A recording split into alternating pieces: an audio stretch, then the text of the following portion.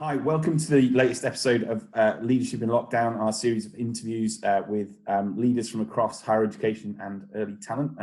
My name is Martin Edmondson. I'm the Chief Exec of Gradcore. We're a social enterprise that works on university employability and graduate recruitment.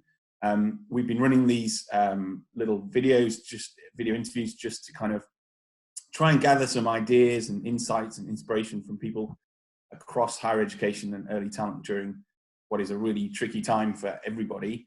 And today, really excited to welcome Dr. Nalayini Thambar from the University of Nottingham, who heads up all of the careers and employability and a number of other functions there, but also has a director role at AGCAS. Welcome, Nalayini.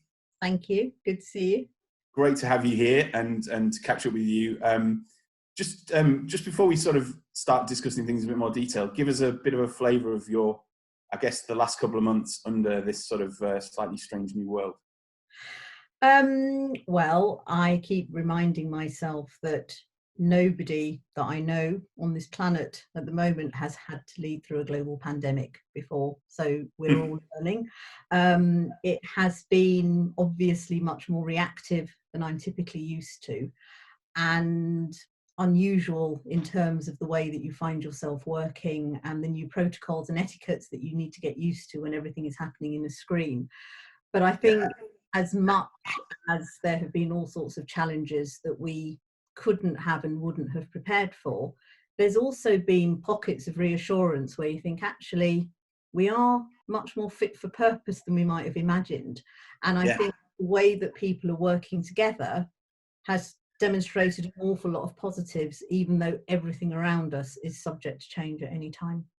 Yeah, no, well, absolutely. And I think it's really important to find those, find the points of light at the moment and in what is just a very strange kind of environment. What have you found kind of maybe the biggest challenges of kind of leading teams and organizations in this kind of, in this kind of setup? So I think when you think about what you're meant to do as a leader, you're there to identify and convey a sense of direction and help people to feel a sense of purpose and a sense of some form of control so that they can do their best work and feel that they're adding value. And at the moment, direction is quite an interesting concept. And with one of the teams that I was working with, we were trying to find what you would describe as the time scale before the short term, because we've always talked about short, medium and long term. But we almost feel like there needs to be a pre-short term in terms of time scale. And then, part of your role, I think, is to inspire confidence. And there are a lot of things that you're presented with at the moment where you're thinking, I don't know yet, but it isn't going to be very helpful for everybody around you if all they hear from you is, I don't know. So I think it's that balance of being honest and being human enough and reassuring people that it's not them that are feeling uncertain and that everybody else is okay, but at the same time conveying the confidence, some direction, so people can continue to do as well as they can given the situation. Yeah, no, absolutely. And like you say, there's always opportunities, aren't there, in as well on the plus side. I guess what opportunities for kind of positive change have started to manifest themselves, or have you kind of look to instigate during this? So the one that everybody is talking about, I think particularly in higher education, is the extent to which we have been able to flip our delivery to exclusively online delivery at the moment. Now it's quite interesting because we had been working on this at Nottingham within the career service quite intensively for the last year. So we didn't expect to test all of our concepts quite so quickly and quite so sweepingly. But I think it has been great to see a lot of colleagues be able to make that shift really, really swiftly. I mean, literally, we told them on Tuesday lunchtime, pretty much everybody's going to be off campus by the end of today. And most people were by the end of Tuesday. We were all off by the Friday. And in terms of our service, we are delivering it in a very recognisable way. So I think and watching colleagues growing confidence and realising that they can do it has been really nice to see, so that they know now that they have another way in which they can deliver their services. In terms of wider unexpected benefits, that's quite an interesting concept. So with my other Nottingham hat on, I'm now the director of our Getting in Shape programme, which is our organisational continuous improvement programme, and it's a very interesting time to take on a role like that, alongside careers and employability. But actually, one of the things that we've just developed and sent out across the institution is a reflective document to help people to capture, you know, unexpected benefits, as well as the view that we might be losing by having to work in this way. Because yes, certainly I think people have surprised themselves by how much they're able to do, but I think in the excitement of that, we mustn't lose the value of some of the things that we were doing when we were operating in a more conventional way. And we somehow need to balance those two, I think, as we think about what we might do when this phase is over. Yeah, I really like that idea of capturing unexpected benefits. I think that's a really, really nice thing to do in terms of, helping people to draw out the stuff that none of us necessarily anticipated, but can be really beneficial now and long term. I guess, you know, like you said before about, you know, there's the pre-short term, there's the short term, there's the medium term, there's the long term. How are you splitting your time and your thinking between, I guess, you know, there's always immediate challenges, but I guess a lot of us, is, you know, there's a lot of thinking to be done about, I guess, the autumn in universities in particular, but even beyond that, you know, well into 2021, you know, how are you splitting your time and your thinking and on all of that? So I think what we're trying to do almost stubbornly is stick to the planning cycle that we would typically be in. So for us in the Careers and Employability Service, it all starts to happen in May. So next week we have our Spring Think, where we'll get all of our service together, albeit via Teams, and we will sort of summarise where we think we are, where things are going, so the teams can then think about how they need to deliver, and we can develop team plans that can be shared across the service so everybody knows what everybody's doing. And we're almost doggedly sticking to that, because I think where there are familiar practices that we can continue, I think that provides some helpful continuity. And that will necessarily look at the next academic year. But I think from my point of view, and I know Paul and Stuart and Pauline, who I work with very closely, share this view, we always feel that anything that we do has the potential to set a precedent for what might happen in the future. So we never might do something and say, well, this is okay for this week, but beyond that, we're not going to think about it. Because if we are doing something that creates a skill or an asset that we can then take forward, we want to do that. We also need to be careful not to set any unhelpful precedents in terms of how we approach things. So for me, yes, sometimes you have to be relentlessly practical because something has to be done by, well, if you're the day after tomorrow, that seems like quite a luxurious timeline at the moment. But I think always with something in your mind about, okay, how would we take this forward, or how would we explain why we've taken this course of action in 6 months' time if somebody says, oh yes, but you did that, so why aren't you doing that now? So I think that is sort of embedded into our thinking. Yeah, and that sounds like a very helpful kind of way of processing and making decisions, I guess, as well, in terms of about what to do and what not to do. What lessons do you think you're learning or have learned about, kind of, I guess, partly about yourself, but also about your organisation, the people around you through this?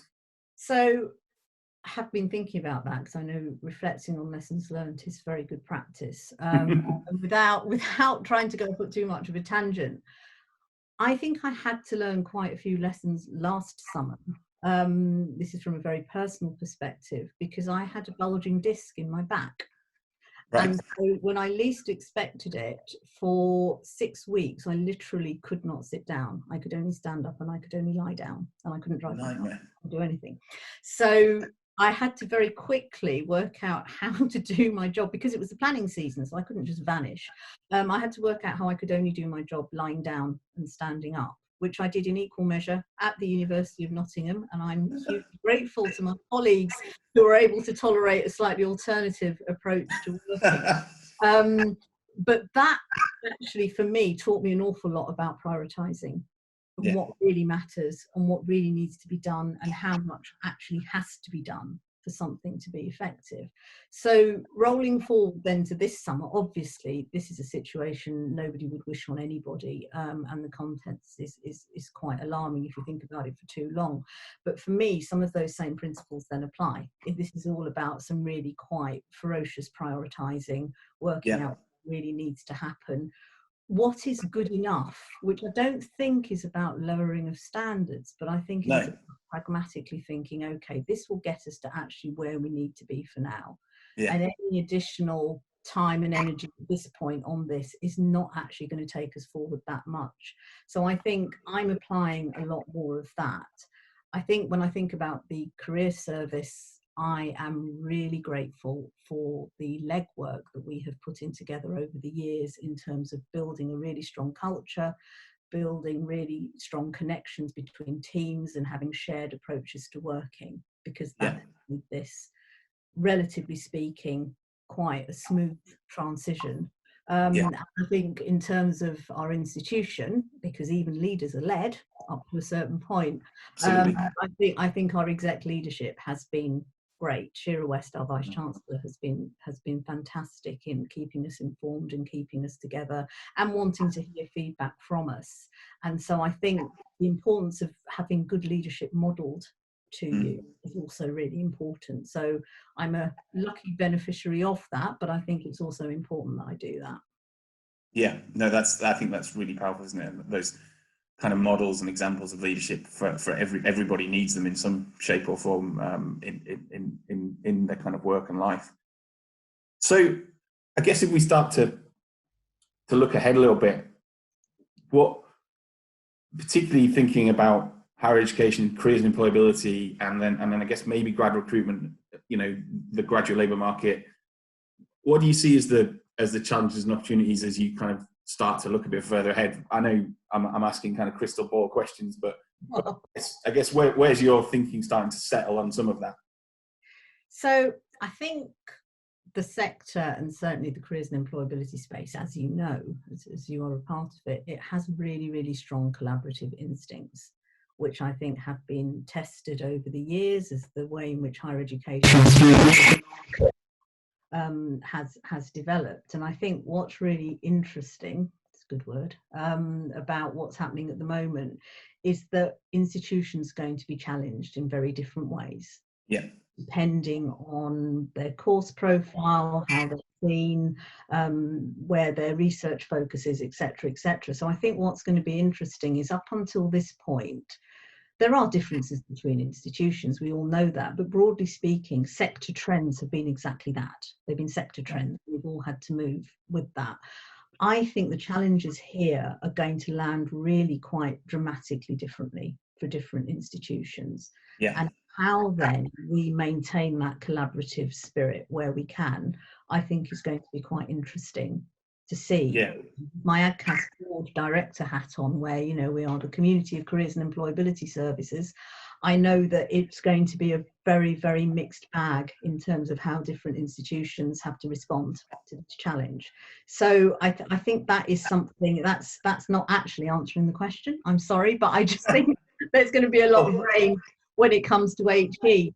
When we look at graduate recruitment, one of the trends that I have noticed is that there's an awful lot of talk about the increasing role of technology in graduate recruitment and how people might be connected to employers and vice versa. And obviously that is really important. But I think the typical student, and obviously we have students of all ages, but a lot more students are a lot more image savvy and image managed these days, because they've grown up with social media and we're teaching them and helping them to protect their digital identity and so on. But I think if there is this rush to tech in terms of how students are connected with employers, there's something quite interesting there about how the authenticity of those interactions is also preserved, because for me, good recruitment and good outcomes rely on an employer being able to be themselves and the student being able to be themselves, and the student to know that they don't have to be pitch perfect in the finished article at the outset, because they are new into the world of work typically. And I think that move to tech, I think, needs to be couched with a reminder that we are still dealing with human beings, typically quite early on in their career, and for them to be able to make the best choices and for the employers to get the people that they are really seeking, we have to find out how we can best moderate that and not lose that opportunity for authentic human interactions. I know tech is great and this is extraordinary. Yeah, right? You can do this. But I do think we need to be a little bit mindful of that.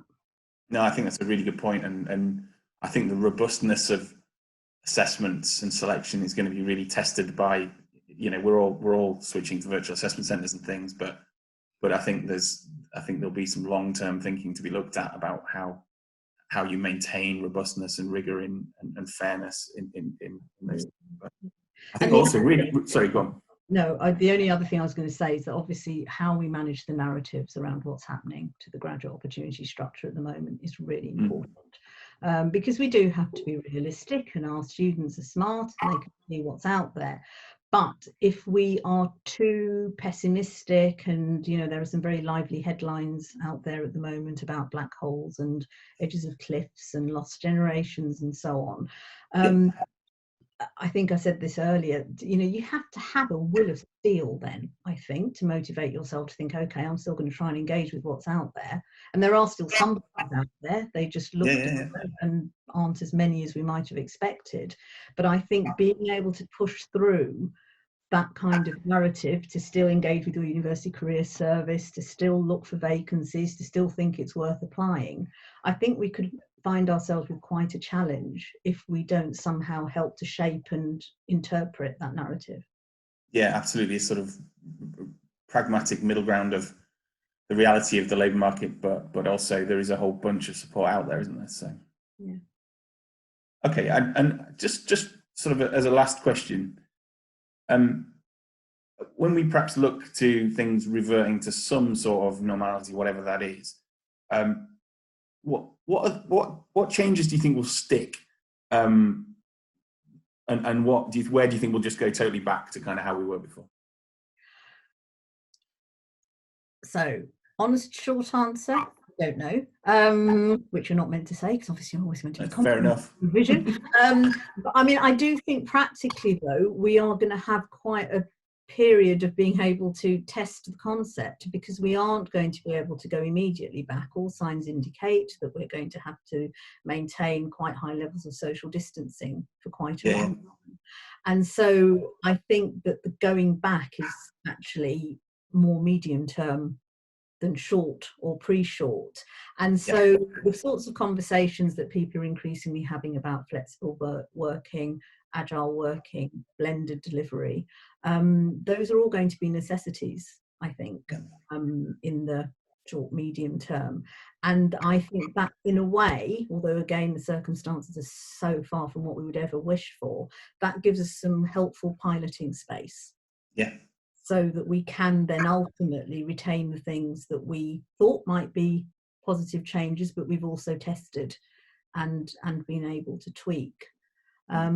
Because I think that, as I said, people have surprised themselves, I think, in a lot of cases, and sometimes in a very positive way. And so I would expect some of that to stick, but we are going to have a period to try quite a few of those things out, I think, whether we like it or not. Yeah, no, I think that's definitely true.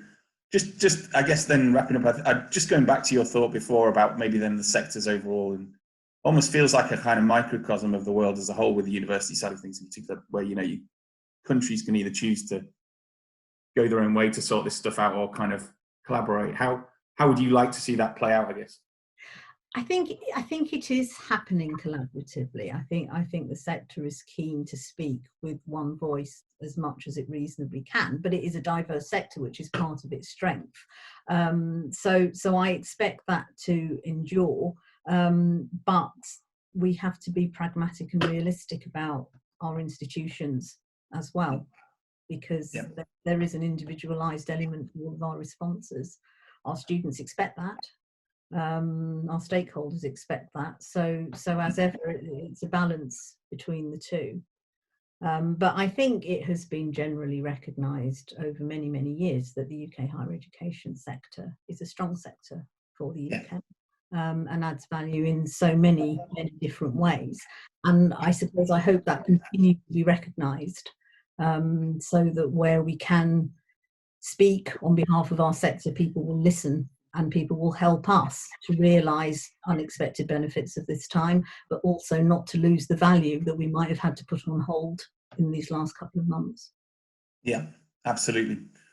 Okay, well, we'll wrap it up there. Thank you so much, Nalayini, for your time. Really, really appreciate it. Thank you for watching this, and hope you found our conversation useful, and that you've taken some ideas and insights and inspiration away from it. Keep an eye out for future kind of editions of our Leadership in Lockdown series. And in the meantime, stay healthy and hopefully see you again. Thanks. Bye-bye.